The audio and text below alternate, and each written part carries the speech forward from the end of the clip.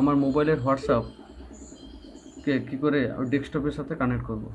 প্রথমে আমি আমার কম্পিউটারের স্ক্রিনে চলে যাব। তারপরে এখানে আমি হোয়াটসঅ্যাপ ওয়েব বলে সার্চ করব।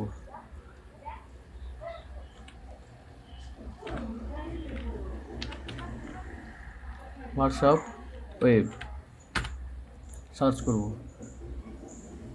সার্চ করার পরে এই যে সেকেন্ড অপশানটা, এটাতে ক্লিক করব। ক্লিক করার পরে একটু ওয়েট করব।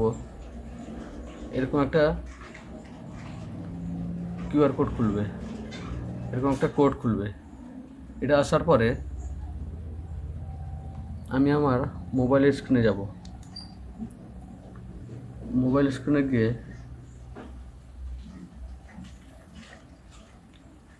আমার ফোনে হোয়াটসঅ্যাপে যাব।